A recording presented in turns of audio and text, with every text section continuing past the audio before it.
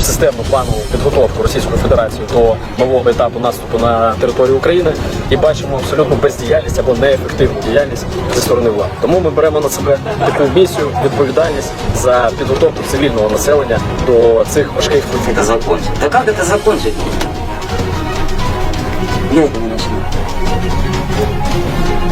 Пусть заканчивают те, кто это начал. Все хотят мира, все хотят спокойствия. Вот тот, кто как начал, вот таким вот образом пусть он и закончит.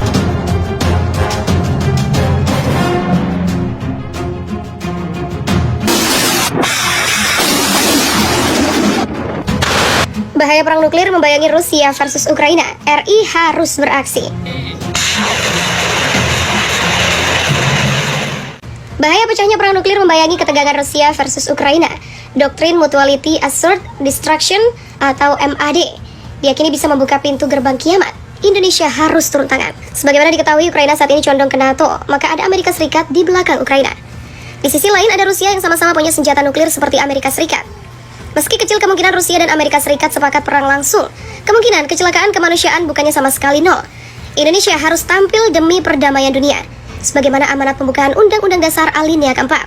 Pakar hubungan internasional dari Universitas Pajajaran, Teguh Reza Shah, menilai konflik Amerika versus Rusia dewasa ini mirip dengan konflik perang dingin Amerika versus Uni Soviet era 60-an.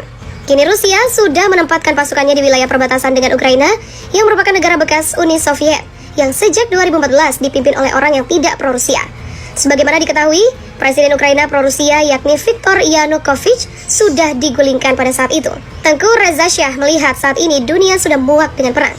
Dunia internasional saat ini lebih menaruh perhatian kepada masalah bersama seperti perubahan iklim, isu lingkungan, dan peningkatan kehidupan sesuai Sustainable Development Goals. Maka opsi perang adalah opsi yang tidak bakal diambil. Lalu bagaimana dengan dua negara besar, Amerika dan Rusia? Resikonya terlalu besar karena masing-masing punya nuklir. Amerika dan Rusia tidak akan berani. Ini menurut saya hanya sebatas psy-war. Terlebih saat ini Amerika bukan lagi negara yang amat sangat populer. Amerika tidak akan mengambil resiko membela Ukraina, kecuali hanya sebatas mengirim pasukan dan menguji peralatan perangnya, tanpa perang sungguhan melawan Rusia. Ada doktrin berasal dari Amerika bernama Mutually Assured Destruction, atau kesepakatan untuk saling menghancurkan. Doktrin ini muncul dari era Menteri Pertahanan Amerika McNamara tahun 60-an.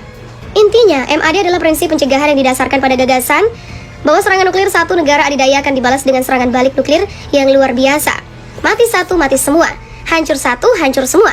Tak ada pemenang. Presiden Amerika juga punya tas berkode football seukuran koper, berisi perangkat untuk mengaktifkan nuklir mereka. Koper itu selalu dibawa-bawa pengawal presiden. Namun kembali lagi, perang antara Amerika versus Rusia tak akan terjadi menyusul ketegangan Ukraina versus Rusia belakangan ini. Masih ada potensi perang nuklir, yakni lewat kecelakaan yang disebut accidental detonation. Perang nuklir pernah nyaris terjadi pada 1962. Saat itu Uni Soviet menaruh peluru kendali di Kuba dan Amerika membaca peluru kendali itu berpotensi bermuatan nuklir.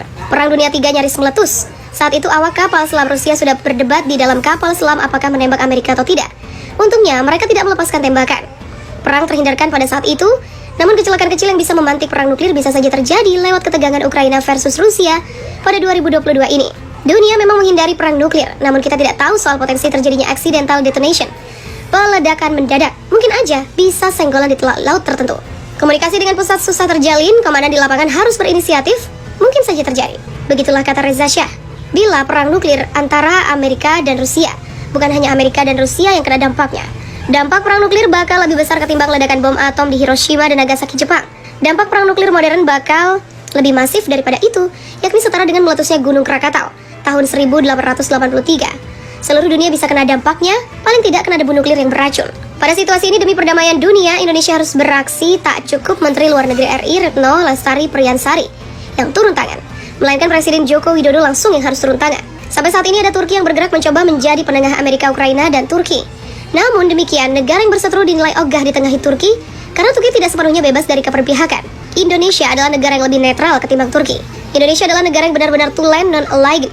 Kita tidak ke Rusia dan tidak ke Cina dan kemana-mana. Koalisi kita dengan Australia bagus, dengan Jepang bagus, melibatkan ASEAN, non-aligned movement. Ya, selatan-selatan iya, oke. Begitulah Reza Shah mengatakan. Rusia kepung dari 3 sisi. Biden serukan warga Amerika segera tinggalkan Ukraina. Rusia terus meningkatkan tekanan terhadap Ukraina. Sejumlah citra satelit baru menunjukkan pengerahan militer Rusia terus-menerus di 3 titik perbatasan Ukraina, yakni Crimea, Rusia bagian barat, dan Belarusia. Pada Jumat lalu, situasi terkini yang didasarkan pada citra satelit terbaru yang dirilis perusahaan teknologi berbasis di Amerika Serikat, Maxar Technologies, citra satelit itu semakin menggarisbawahi kekhawatiran bahwa Rusia tengah merencanakan penyerbuan ke wilayah Ukraina dalam waktu dekat. Direktur senior Maxar Technologies, Stephen Wood, mengatakan, di Crimea, pengerahan sejumlah besar tentara dan peralatan militer terpantau oleh beberapa citra satelit yang dikumpulkan Maxar dan dirilis pada Kamis 10 Februari waktu setempat. Disebutkan pengerahan dilakukan di bekas lapangan udara Oktyabrskoye yang tak lagi dipakai, yang terletak di sebelah utama ibu kota Simferopol, Crimea. Maxar menilai ada lebih dari 550 tenda tentara dan ratusan kendaraan yang tiba di lokasi. Beberapa lokasi lainnya di Crimea juga terpantau didatangi aliran tentara dan peralatan militer, termasuk Novozernoye, di mana terjadi pengerahan artileri besar-besaran dan digelar latihan militer. Pengerahan baru diidentifikasi oleh Maxar untuk pertama kalinya di dekat kota Slavne, pantai barat laut Crimea, yang mencakup pengerahan kendaraan lapis baja. Maxar melaporkan pengerahan baru di Crimea itu terjadi pada hari yang sama, saat beberapa kapal perang Rusia, termasuk sejumlah kapal pendarat amfibi besar, tiba di Sevastopol, pelabuhan utama Crimea. Di Belarus, Maxar mengamati apa yang disebutnya sebagai pengerahan baru tentara, kendaraan, dan helikopter militer di lapangan udara Ziaprovka, dekat kota Gomel yang berjarak 25 km dari perbatasan Ukraina. Ini menjadi momen pertama helikopter terpantau di area tersebut. Menteri Luar Negeri Rusia Sergei Lavrov menyayangkan tuntutan London agar Rusia menarik tentara dari wilayahnya sendiri. Menyindir pasukan Moskow akan kembali ke pangkalannya usai berlatih, tidak seperti pasukan NATO, dalam keterangan pers usai bertemu Menteri Luar Negeri Inggris. Menlu Inggris Liz Truss menyambangi Moskow untuk bertemu dengan Menlu Lavrov. Sebagai bagian dari upaya yang meredakan ketegangan di perbatasan Ukraina-Rusia yang belakangan menyita pikiran dan tenaga negara-negara di dunia. Saya menyampaikan pesan yang jelas kepada Menteri Lavrov. Rusia harus mengurangi ketegangan, menghormati kedaulatan Ukraina dan terlibat dalam pembicaraan yang berarti. Begitulah tulis Menlu Truss di Twitter. Jika Rusia serius untuk tidak menyerang, kita perlu melihat pasukan ditarik. Pembangunan militer merupakan ancaman yang tak terbantahkan bagi Ukraina. Begitulah sambungnya. Tuntutan Inggris agar Rusia menarik pasukannya dari wilayahnya sendiri sangat disesalkan Menlu Lavrov.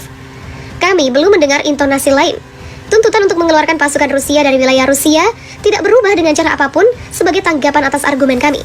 Paling tidak ini menyebabkan penyesalan. Begitulah ujar Menlu Lavrov dikutip dari TASS. Lebih jauh, Menlu Lavrov mengatakan tentara Rusia selalu kembali ke rumah setelah latihan ke tempat penempatan permanen. Sedangkan pasukan NATO setelah manuver di negara-negara Baltik dan Laut Hitam biasanya tetap berada di wilayah negara-negara tersebut. Tidak seperti latihan di wilayahnya yang dilakukan Rusia, dan setelah itu pasukan kembali ke garnisun.